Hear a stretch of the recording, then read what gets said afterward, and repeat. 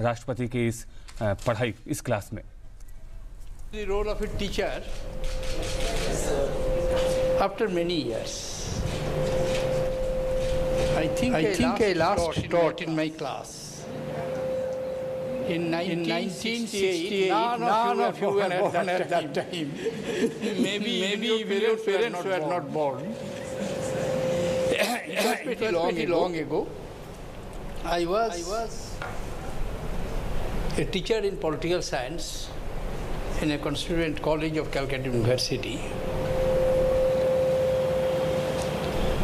And from there, I gave up the teaching when I started. I joined politics a little earlier, but when I was elected to Parliament in 1969, then I thought that I cannot do justice to my students, because about half of the year and little more than that I shall have to keep myself engaged in Parliament. So I gave up teaching.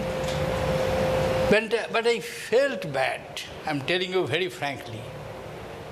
Till today I have the urge of teaching, and sometimes in my speech in Parliament I try to, as if I'm taking a classroom, and I try to convince the members of Parliament who are hardcore politicians, seasoned activists, but still I try to do that. The subject which I will teach you, you know. First of all, I must like to compliment you and your teachers for the type of textbook you have.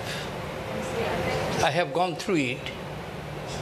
During our days, of course I'm talking of many years ago, my student life from class 5 to 10 spanned over 1946 to 1952, because I passed the school final examination in 1952, and after that 4 years I spent in the up to the graduation stage. That was the system during our time in Calcutta University. And today you are in your social studies, history of independent India. You are acquiring first-hand knowledge from your teachers who are teaching you on this subject. Whenever you feel little bit that I am going too fast, please draw my attention, don't hesitate. Or when you feel that if you would ask some clarifications, best course would be you note down on that particular point, and when I have some interaction with you later on, then you can turn your copy and find out that what type of clarification you want. I will respond to that. So I wanted to tell you that we had one basic difference with yours and ours. Our syllabus was prepared under the overall control of the colonial government. For example, I had a history paper in my school final examination. 100 marks were there. But distribution of the marks were, 40 marks were given to British history, and 60 marks were given to Indian history. Indian history now divided in 3 parts, and each is a basic discipline: ancient Indian history, modern Indian history, and medieval Indian history. But all clubbed together, and only 60 marks were there. And British history, of course, covering the creation of the Britain States, United Kingdoms, then Tudor dynasties, Stuart dynasties, and current Hanover dynasties. These 3 major dynasties and others, details were there. The short point which I am making to you, I hope everybody is listening to me. Yes, sir. the short point which I am trying to make to you, that there has been a sea change. We had good history books, but that was the distribution. So, to be very frank, we knew not much about ourselves. Even after going through, I was a very average student.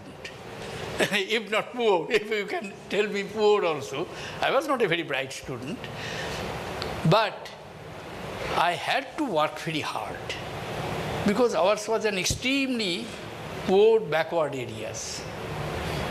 I am giving you one figure from where you can understand the depth of backwardness. My district had a population of a little more than 1 million. But there were only 14 high schools where up to class 10 could be taught. Of these 14 high schools,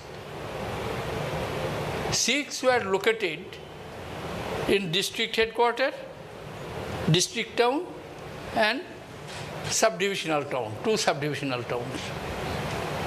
And 8 were spread all over the districts, including my own school. So from my house it was uniform, peculiar uniform for ourselves.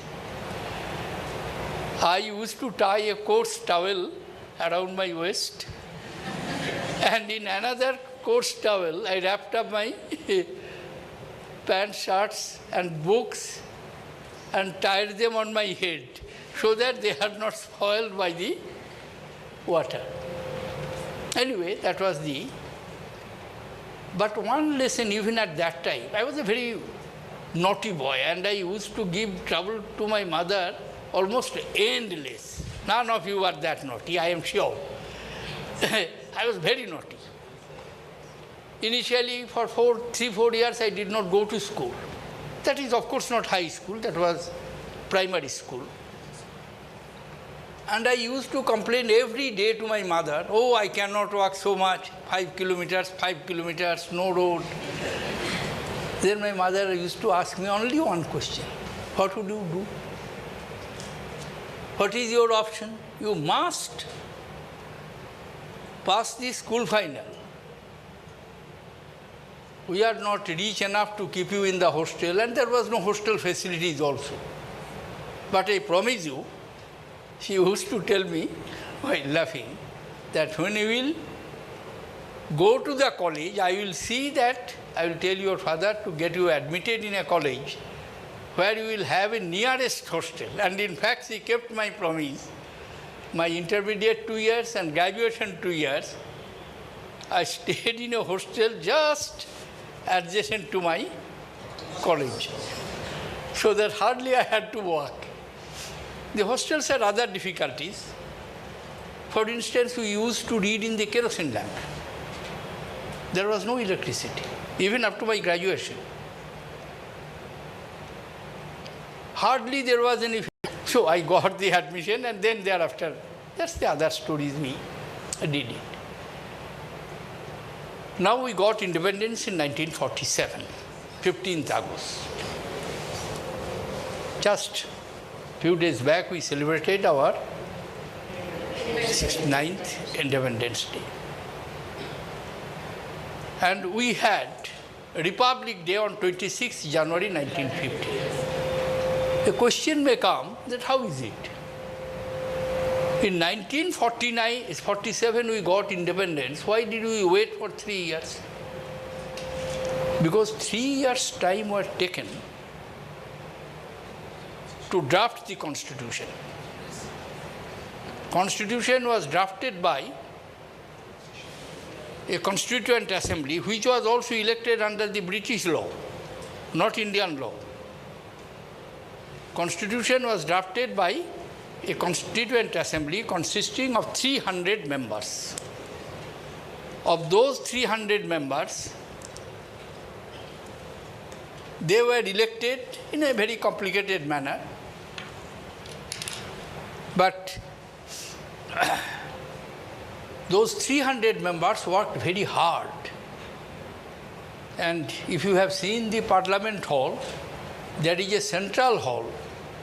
In that central hall, the members used to sit and draft the Constitution. First meeting of the Constituent Assembly took place on 9th December 1946. Good. Many of you know it. Very good.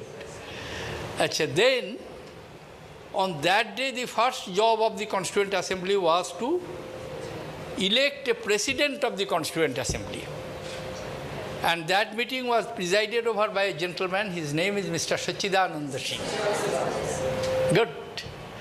And Dr. Rajendra Prasad was elected President. And they did two other jobs. Still independence was not there. It was 1946, 9th December. Independence came after 9 months. So they did not deliberate in details. Pandit Jawaharlal Nehru moved the objective resolution. And objective resolution was adopted. Purpose of the objective resolution was to outline what would be the objectives of the Constitution which we want to have. Objectives of the Constitution has been beautifully summed up in the preamble of the Constitution. I am starting from the preamble of the Constitution, and then I will switch over a little bit to history of our independence, and then what are the major events after the independence from 1947 till date. So Constitution of India starts, we the people of India, having solemnly resolved to constitute India into a sovereign, socialist, secular, democratic, sovereign democratic country. These two words, secular and socialist, these two words were added through an amendment in 1975 through the 44th Amendment of the Constitution. If you look at the text of the original Constitution, you will not find it. So these two words were added. And what else? To constitute India into a sovereign, socialist, secular, democratic republic, and to secure for its citizens justice, social, economic, and political, liberty of faith, expression, and belief, equality of status and opportunity, and thereafter they are qualifying, ensuring the dignity of the individual and unity, and thereafter another word was also added, unity and integrity of the. Do hereby adopt, enact, and give to ourselves in this Constituent Assembly on 24th November 1956. That is the preamble of the Constitution. And what is our objective? Justice, equality, liberty. And also the individual dignity, individual rights. If you look at the political history of these different countries of the world, you will find that this is a great achievement. In England, it is said that parliamentary function began from the days of Magna Carta, 1215. So England, which is considered as mother of parliament, there also major reforms took place over the years. Before 1924, British women did not have their voting right. Charter of Rights, various Charter of Rights that was introduced in America. Bill of Rights. In France, the revolution took place on the demand of equality, liberty, and fraternity. That was the slogan of the revolution. But in India, in the constitution itself, we introduced. Therefore, to my mind, if you ask me that what is independence,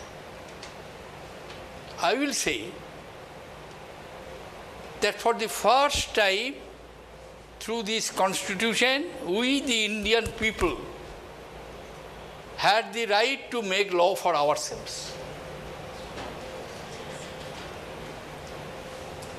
British captured India in 1757, not whole of India, but between 1757 to 1770, major part of India was captured by the British colonial power through a mercantile company, East India Company. They first won the Battle of Plassey, 1757, which put them in control of a vast tract of whole of East India, Bengal, Bihar and Odisha. Thereafter, you will know, 1763, there was the third battle of Panipat. And in third battle of Panipat, Ahmed Shah Durrani, he defeated the Marathas, because Maratha was emerging as the central power. Sadashiv Rao, eldest son of Balaji Bajirao, Peshwa II, he was defeated in the third battle of Panipat. What was the consequence, historical consequence? Except the Sikhs, there was no formidable power to challenge the growing power of British through East India Company. That is the significance of the third battle of Panipat. Ahmed Shah Durrani did not establish his kingdom here. After plundering Delhi, he went back. But he destroyed the Indian power, and the Britishers took advantage of it, and for the next 190 years, 1757 to 1947, 190 years, they ruled this country. First 100 years, British colonial power through East India Company, and the first regulating act was passed by British Parliament, not by Indians. That is 1773, Lord North's Regulation Act. After that, Pitt's India Act, 1784. Series of acts by British Parliament. Even including the India's Independence Act, which was passed by House of Commons, Indian Independence Act, 1947. So Constitution gave me the opportunity, not me, whole people of India, that we the people of India, now we will make our laws. And we make the laws, first basic law is the Constitution. Now a question comes, they say, what is this? That we completed the job by 24th November 1949. And why did we wait for what? There is a little historical background for it. Deliberately, our national leaders decided to wait till 26 January because in 1930 December,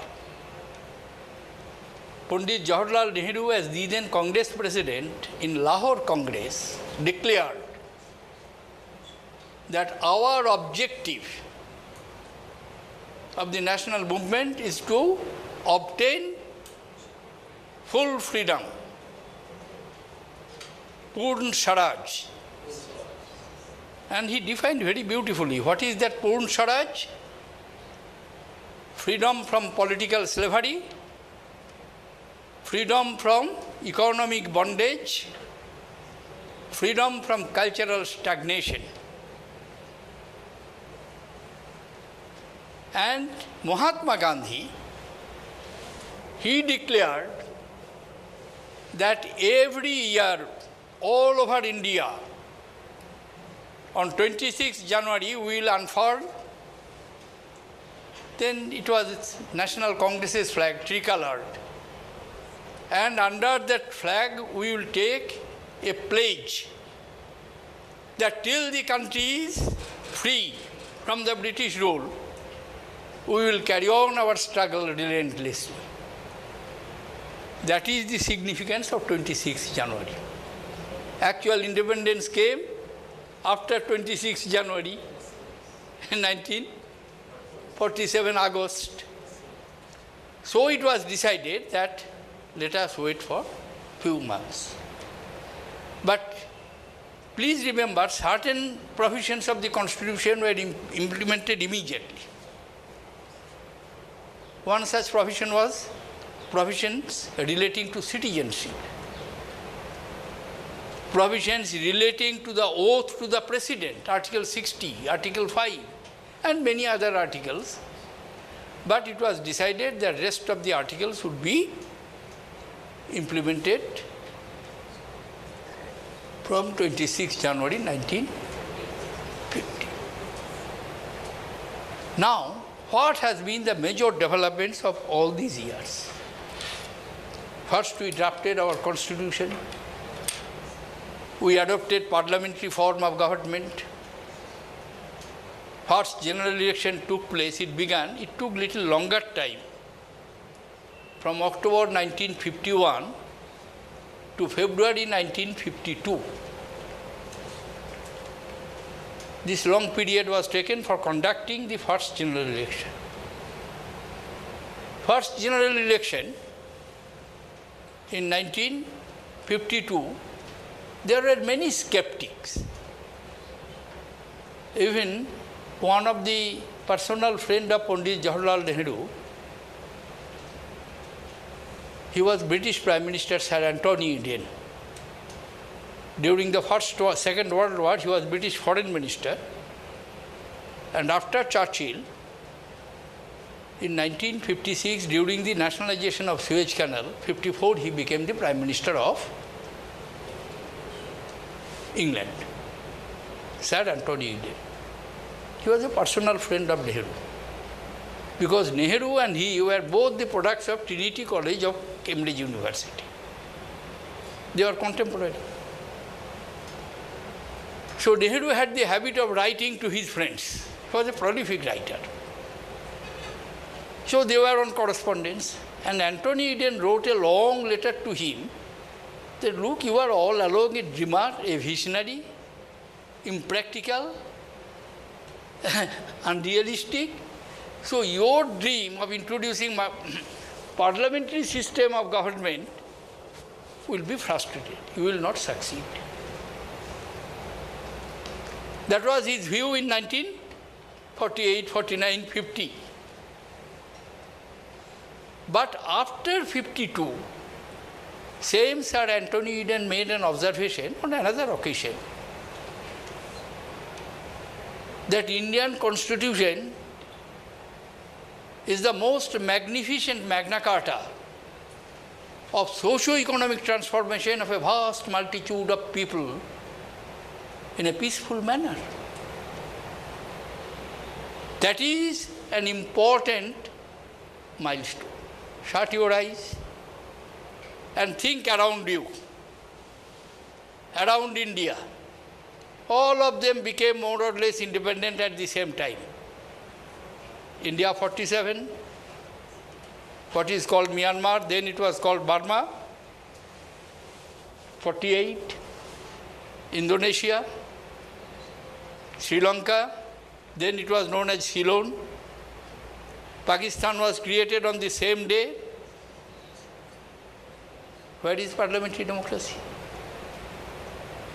Even Sri Lanka, in 1978, they switched over from parliamentary system to presidential system. Indonesia adopted presidential system, and there was a long spell of military rule.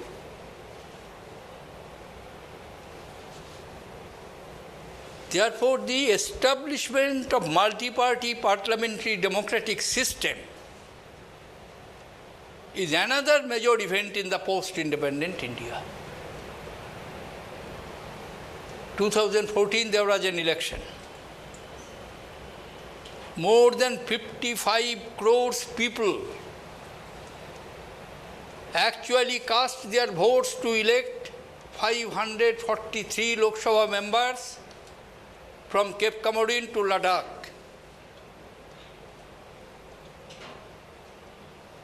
The first general election in 1952, the total population was 360 million. Total voters were 17.5 crores. 36 crores population, 17.5 crores were the voters. Because at that time the voting age was 21. Later on, Rajiv Gandhi brought it down, and correctly so, to the age of 18. Many of you are not voters, but you will be soon. Therefore, the establishment of multi-party democratic system, parliamentary system, and functioning it over all these problems, backwardness, poverty, illiteracy, disease, but people accept it as a festival, and people make experiment.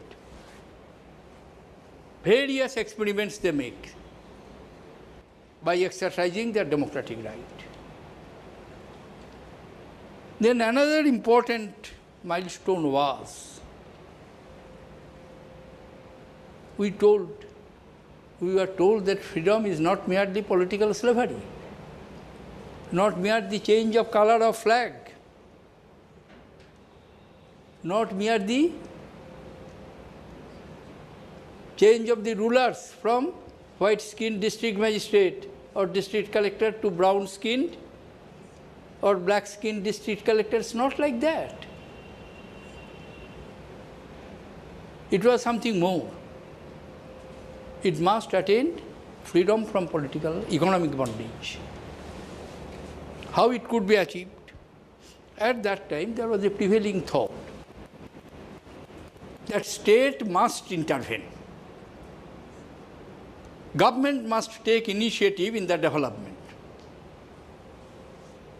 Again, as a young boy, when I had the problem of negotiating every day 5 plus 5, 10 kilometers, I thought independence will bring development, but what development I want?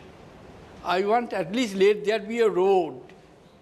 Then I can ask my mother to buy a bicycle for me so that I can go to school on bicycle. So to me, development was a road. Today, nobody thinks that road, they accept it is granted. If there be a pothole, they complain.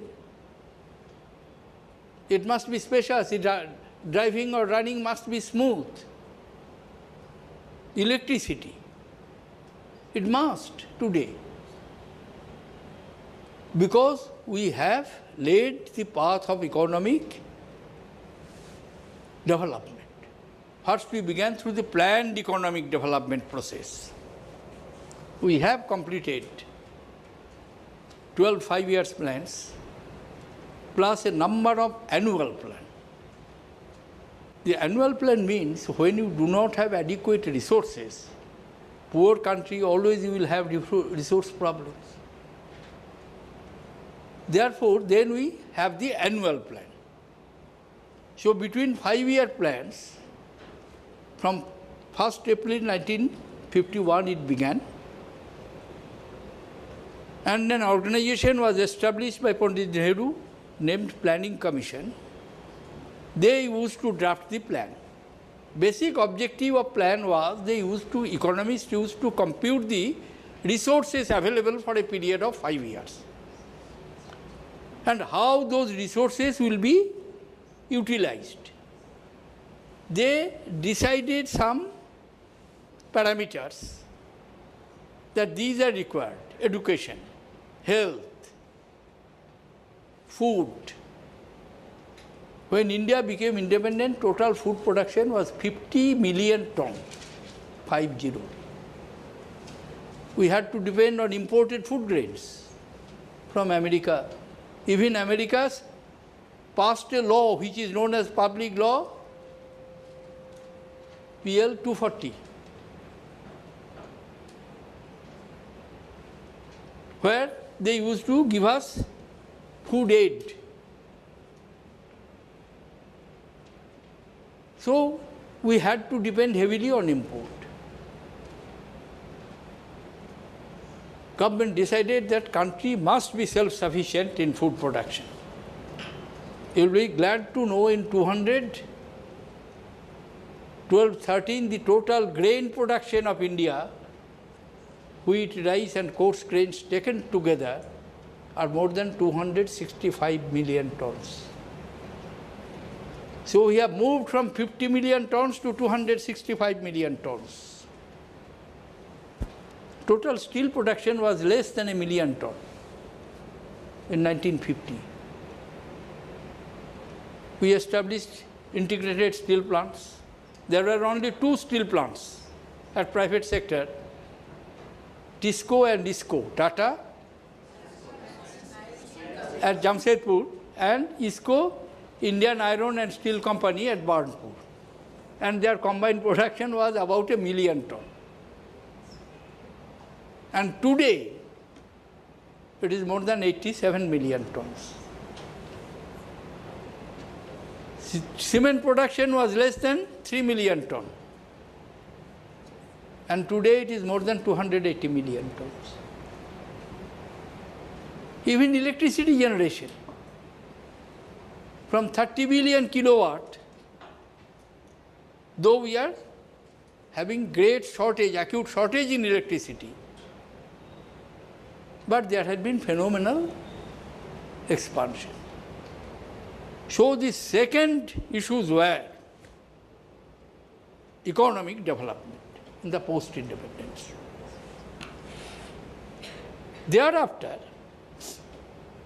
there were debates that whether the model which Nehru established is the only model.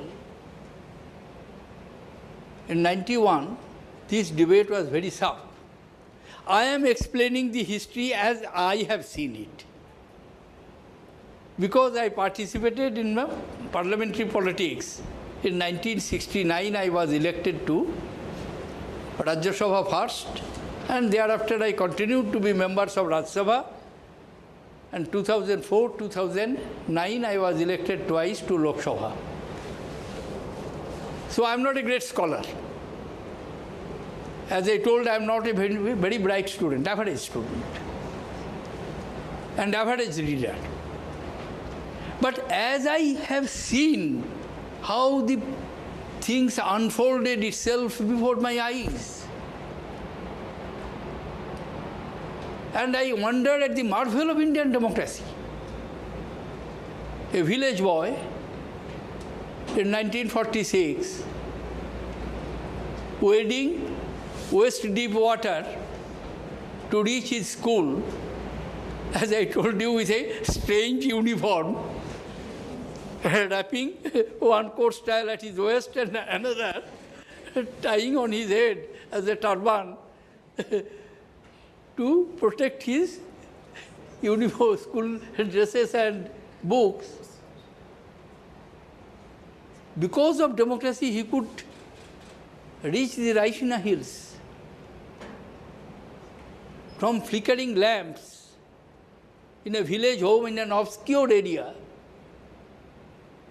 to the center of Indian politics.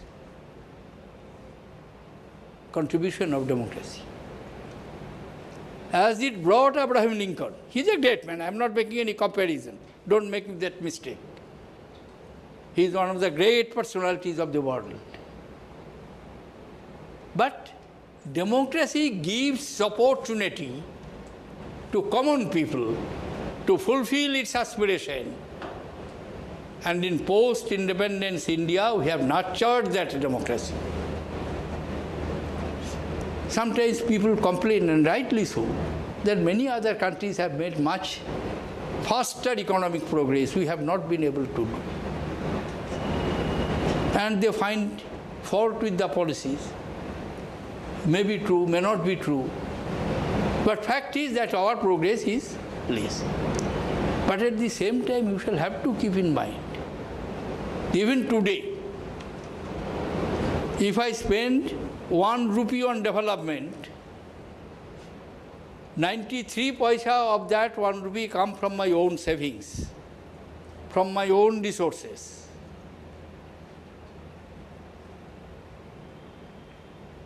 Not on borrowed resources, not on contribution from others. Because India's rate of domestic savings is reasonably high. At one point of time it reached 37–38%. It is little less now, but again it is picking up. Yes, sometimes say that our GDP growth is not very high. We made changes. Continuously we went on making changes, because whenever we found that the policy adjustment is needed, we did it to promote the interests of the people. And the interest of the people is what? That they must develop themselves as a full-fledged citizen, healthy, educated, skilled, carrying no baggage, looking forward with optimism, and with confidence attempting to share and occupy its rightful place in the comity of nations. Then we added another dimension to this developmental strategy. First we laid emphasis on public sector. That public sector, government alone will do something. Then we found out that no, it's not possible. We must unleash the energy, potential energy in the private sector. Economic liberalization process, which was introduced by Dr. Mukherjee and Prime Minister P.V. Narasimha Rao in 1991. Still, everybody is following that. Then also we recognized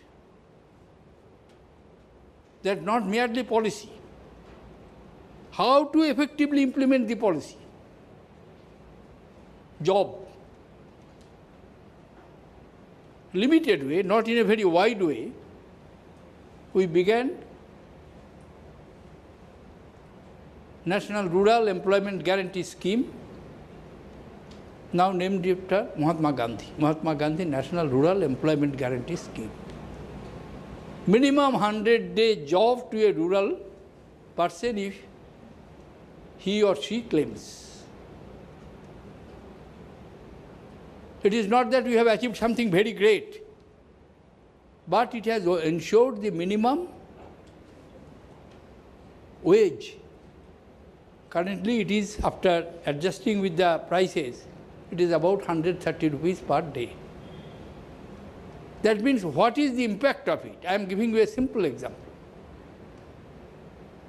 Now if a boy, a man and woman worked, they earn minimum 260 rupees on that day. Now if the price of 1 kg wheat or 1 kg rice is 25 rupees, earlier days I used to see people did not have that purchasing power. Long before your birth, and when I was very young, maybe about 5–6 years old, there was great famine of Bengal, 1941, 42, 43. 5 million people died of starvation. 5 million. It is known as famous Bengal famine. Not there was lack of food grains, but substantially because lack of purchasing power. People did not have capacity to buy 1 kg rice at 1 rupee at that point of time, because the daily wages were then, in today's term, 50 paisa, 40 paisa, 60 paisa. Labor was cheap. Simple law of demand and supply made them totally impoverished, destitute. So this is, I was talking of the new dimension. What is that new dimension? Entitlement. Entitlement backed by legal guarantee, legal enactment. Empowerment through entitlement, entitlement backed by legal guarantee. The fourth dimension of our Indian democracy and development of the post-independent scenario. We are making experiments. I was telling you, we are making experiments. Indian people are making experiments. They are not satisfied. They said yes. Assembly, Parliament, Lok Sabha, Vidhan Sabha, universal voting right, free and fair voting mechanism, independent election commission. But always they are asking, is that all? Can't we improve it better?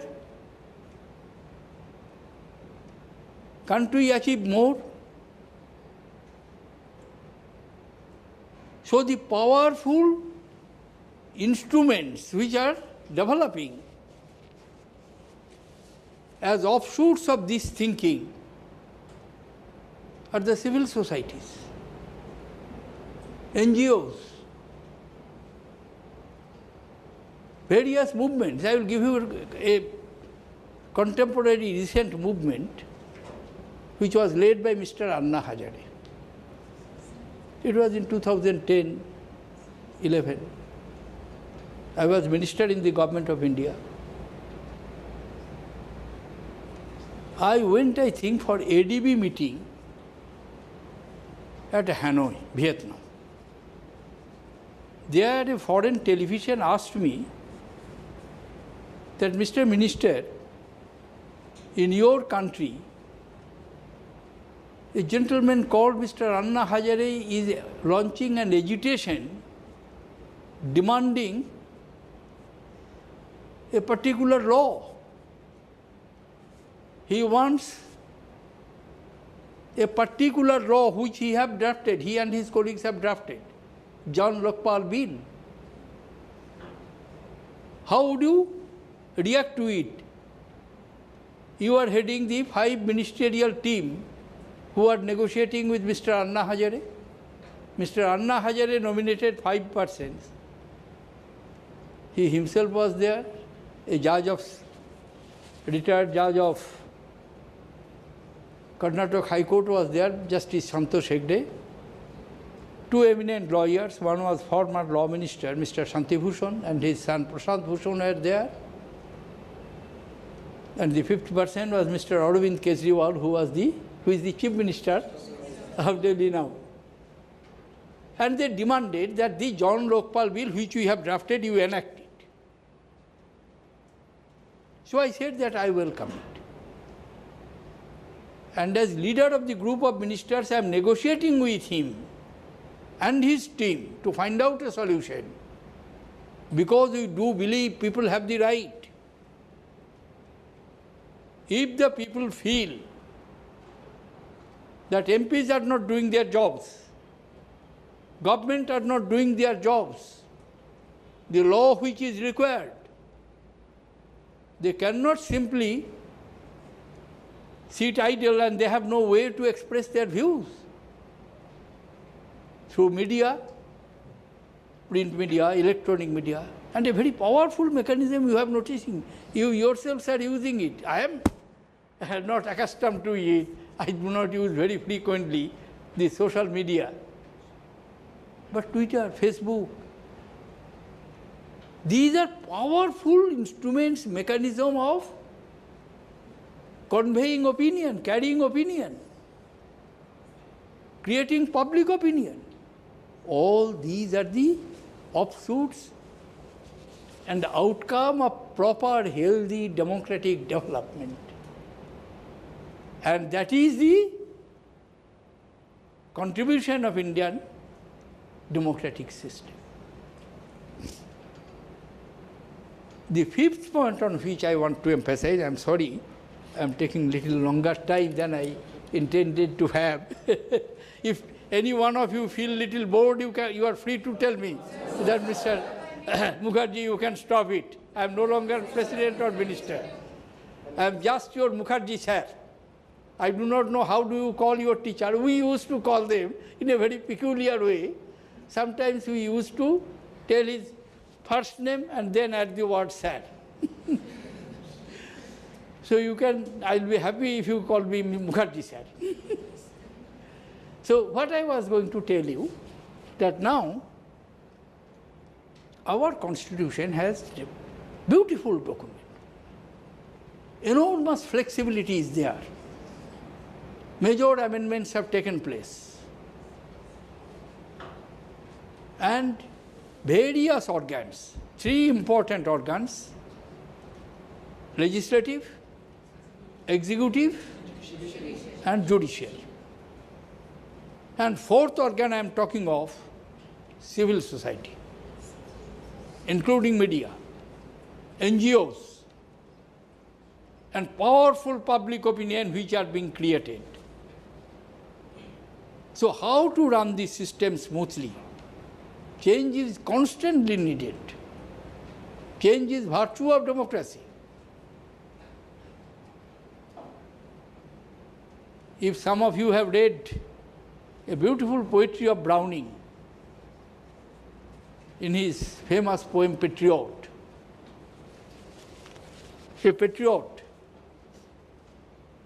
when he comes with enthusiasm, people support, all the way roses for him. When he fails and taken to the gallows for his misdemeanor,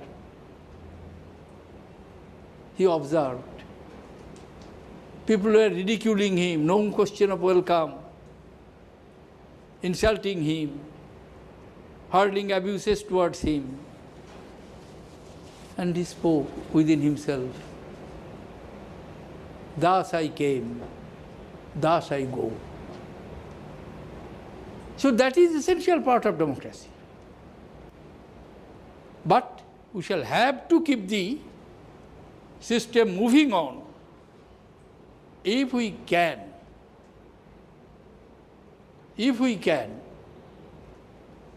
perfectly maintain the balance. Indian civilizational core values. When you were born out of your parents, they taught you, they injected certain core values in you: love, compassion, living together, sharing. When mother brings some good food, the advice she always gives: share between your brothers or sisters. That you learn from when you come under the teacher. And when the teacher teaches you, he confirms, particularly in these formative stages. This is very important. What you will learn in these classes, it will have its permanent impact on the rest of your life. And therefore, a teacher gives himself to the students, and the job of a student is to draw from him as much as he can. When I that is my last story and last point, I will conclude with it, that if somebody asks me, who is your teacher, whom best teacher, I find perhaps my best teacher was my mother. Why? As I told you, I was a very naughty boy, almost unparalleled naughty boy, and he used to cause lot of trouble and sufferings for my mother. My father was a political activist, freedom fighter. His life was, as I saw, in the pre-independence days, between jail and party office. No house, no home.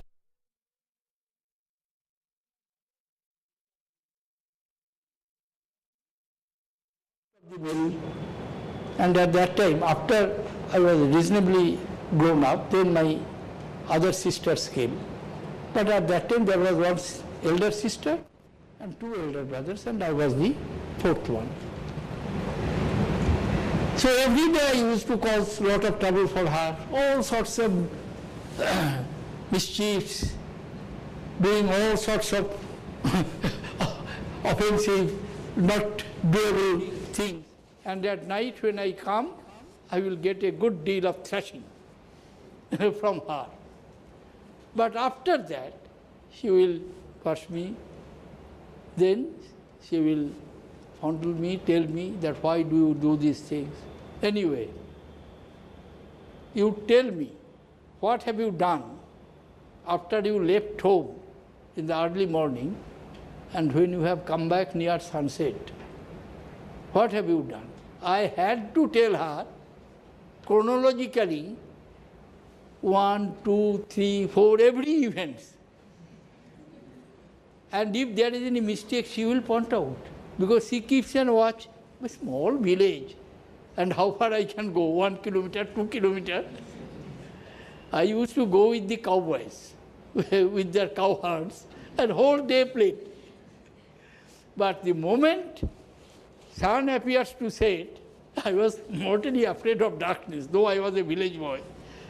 So I think that I must have the protection of my mother. I used to come. The story which I am telling you, the lesson is that she sharpened my memory by recollecting the events chronologically which I was involved, so that in that way I could develop my memory over the years. Now I shall have to leave some time for you to the questions. Just thank you very much, and if you have failed any board, I am sorry for it. Thank you. I really enjoyed my going back to my old days when a blackboard, duster, and in those days, now you write felt pen, our days it was chalk pencils. I used to do that. That was my arena, or a textbook.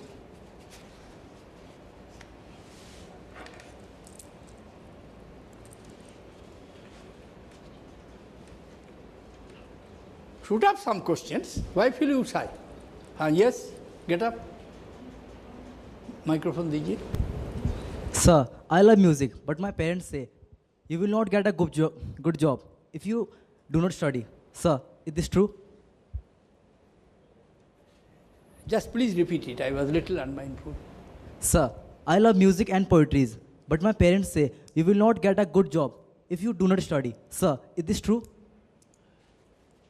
No, it is partly true, but it is not completely true in the sense that everyone, I believe, everyone tries its best. But sometimes there may be some deficiencies, and what is to be done, it is to be done that others should try to complement his efforts so that he can be achieved. In today's society, interdependence has increased substantially, and we shall have to help each other. And there also, I give emphasis on the role of the good teacher. I call it inspired teacher. The teacher does this job. Thank you. Thank you, sir. This girl.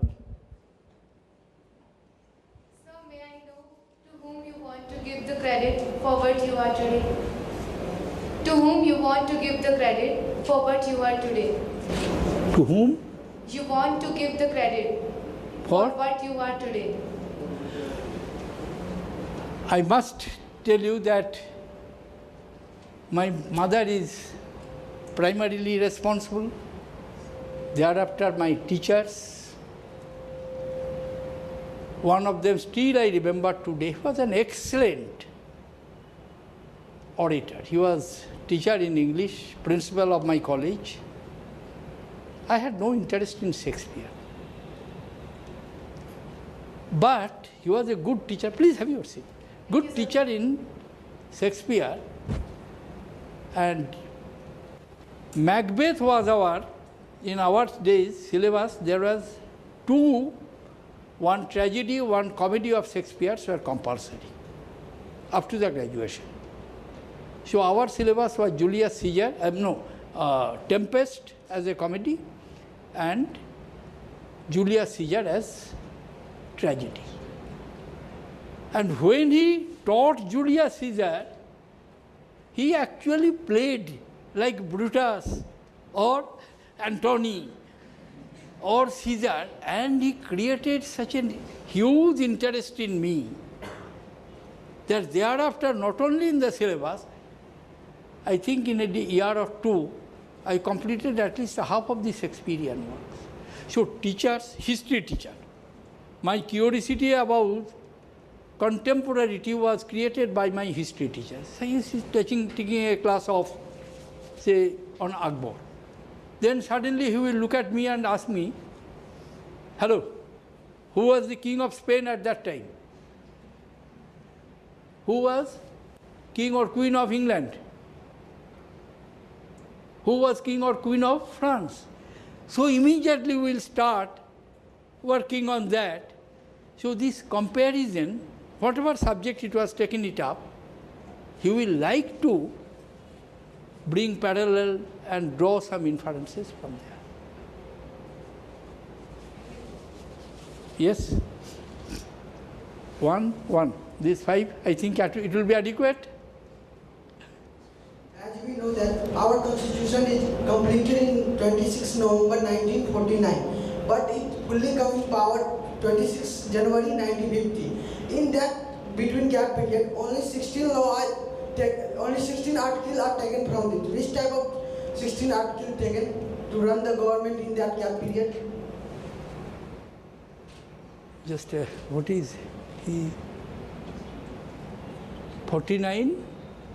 Yes, our constitution is completed in 26 November 1949. And which our constitution are come in power in 26 January 1950. Between that period, we were ruled, just have your seat. British government, they had total absolute control up to 1858. But when the first war of independence began, in 1857, they call it derogatively Sipai mutiny, but it was not mutiny. It was the armed revolution against the misdeeds of colonial power. They drained this country. Surely you have heard the name of Dadabhai Nauroji, who was first elected to House of Commons in, sometimes exact year I have forgotten, as a liberal member from Finsbury constituency. And in his speech of House of Commons, he showed how the wealth of India was drained off by the British government, exploited India to import, to export the cloths produced in Manchester mill. They destroyed Indian textile industry. Did not allow Indian textile industry to flourish, handicraft to flourish, agriculture to develop. It was converted as a consumer of the finished products and supplier of raw materials. So, when the revolt took place, gradually they started giving some leverage, some facilities to the Indian people through various laws, which is known as the Constitutional Reforms Act. 1905, it was Maudley Minto reforms. 1919, it was Montagu-Chelmsford reforms. 1935, it was Government of India Act. So before the adoption of the Constitution and after the independence, 1947, we got political freedom, but that freedom of action was operationalized by the laws made by the British. So Government of India Act was run because 1935 Act was never fully implemented in the central government. Central government, it was substantially 1919 Act, but it was little bit adjusted, and provinces were administered by the Government of India Act 1935. Last question, please. Sir, as we are in teenage stage, we face many problems which comes in our path of success. So would you like to give some advice how can we overcome it? Sir, as we are in teenage stage, we face many problems which comes in our path of success. So would you like to give some advice how to overcome it? No. We will have to, each problem we shall have to overcome it. It's not merely the question of the states here and there. Our basic problem is challenge of poverty. Our basic problem is resource constraints. Our basic problem, I am talking at the micro level, not at the macro level. And our basic problems that somehow or other there had been some sort of imbalances of the various organs of the government, not in the designed and proper manner. So, if we can correct that, then we are in a process of adjusting and addressing the issues. But each and every problem will have to be addressed. I am sorry, they have already opened the door and I am to go, but I will take you. Thank you very much. Please have your seat. I would like to tell you that if some of you want to put further questions, my advice to you would be, please send it to me in writing. I think within 2 to 3 weeks, you will get a response from me. Yes, sir. Is it acceptable? Yes, sir. Thank you.